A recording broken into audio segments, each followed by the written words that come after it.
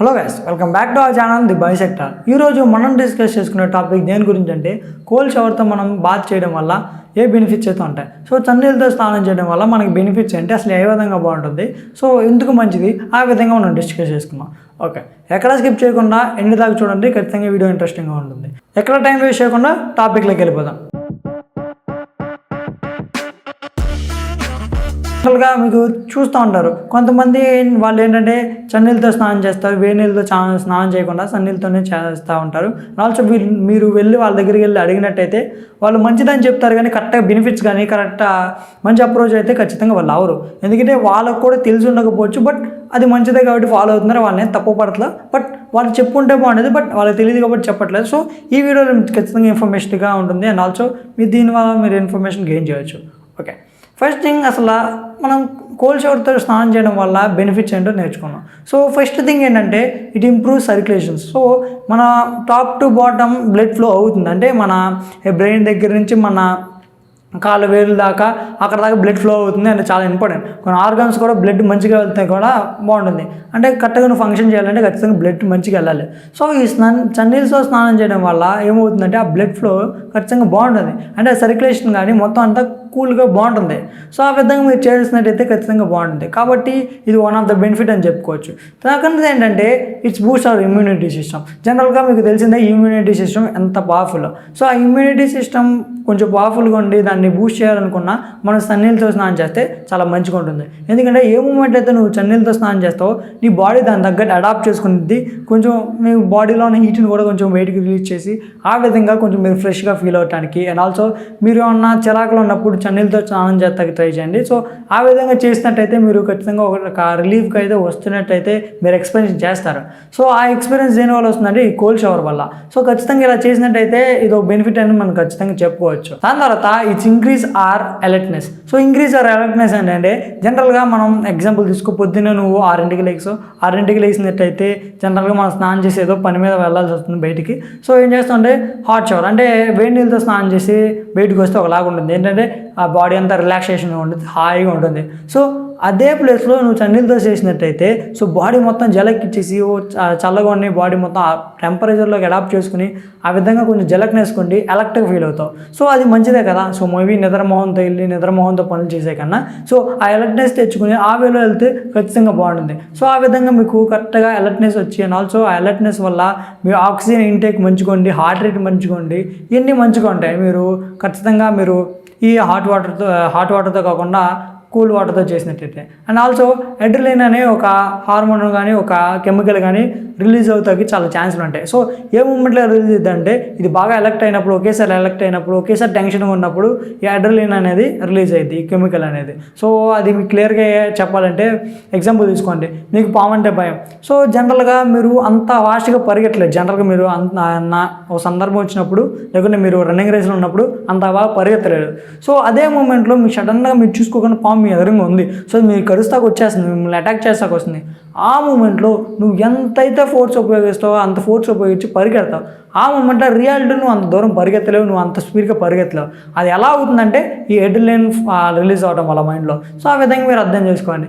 ఈ రిలీజ్ అవడం కూడా అలర్ట్నెస్ మొత్తం వీటిలో కూడా రిలీజ్ అవుతాయి. సో కూల్ వాటర్తో చేయడం వల్ల ఇన్ని బెనిఫిట్స్ ఉన్నాయి. అండ్ ఆల్సో ఫోర్త్ థింగ్ ఏంటంటే it improves our mental health and supports our mental health. So mental హెల్త్ని ఇంక్రీజ్ చేసేదానికి చాలా ఛాన్సులు ఉన్నాయి. ఎందుకంటే మెంటల్ హెల్త్ అంటే ఏంటి, మనం పీస్ఫుల్గా ఉంటాం. సో మైండ్ పీస్ఫుల్గా పెట్టుకుని మైండ్ పీస్ఫుల్గా ఉన్నట్టయితే మెంటల్ హెల్త్ అంటారు.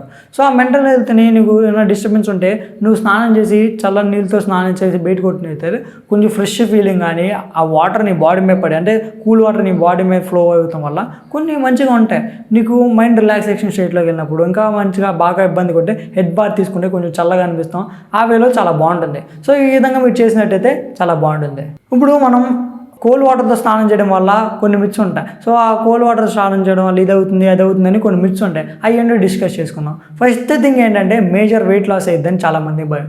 ఏ మూమెంట్లో అయితే మీరు కూల్ వాటర్తో స్నానం చేసినట్టయితే మేజర్ వెయిట్ లాస్ అనేది జరగదు. ఎందుకు జరగదంటే మీరేమి ఎక్సర్సైజ్ చేసి మీ ఫ్యాట్ని మొత్తాన్ని కరిగించట్లా, మీరు జస్ట్ కూల్ వాటర్తో స్నానం చేస్తున్నారు. సో అదే వెయిట్ లాస్ అయిద్దంటే నేను 4 years నుంచి చేస్తున్నా, నేను ఇలా ఉండకూడదు కదా.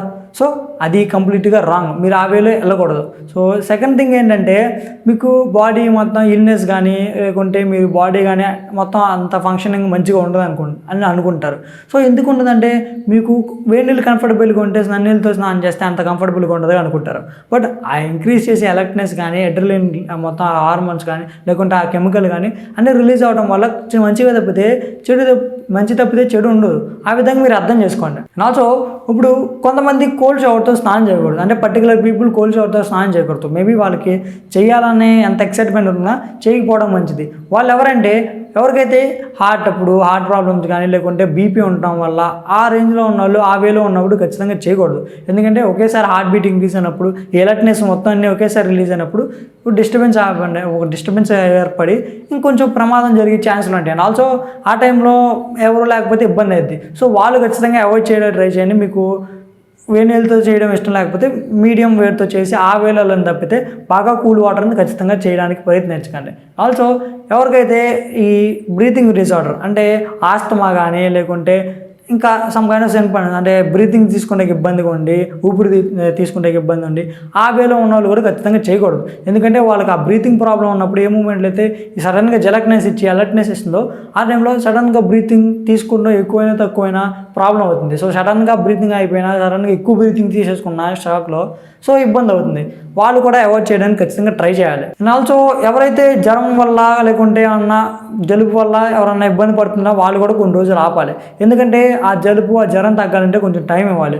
ఆ టైంలో నువ్వు కూల్ వాటర్తో స్నానం చేయడం వల్ల అంత మంచిగా ఉండదు. సో దాన్ని ఇంక్రీజ్ చేస్తుంది తప్పితే దాన్ని డిక్రీజ్ చేయదు.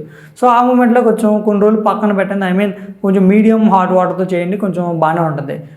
ఇప్పుడు మనం ఏం డిస్కస్ చేసుకున్నాం అంటే సడన్గా ఒక స్టేట్ ఆఫ్ అంటే మీరు వేడి నీళ్ళతో స్నానం చేస్తున్నట్టయితే చన్నీళ్ళకి మారిపోవాలంటే సడన్గా మారిపోతే అవదు.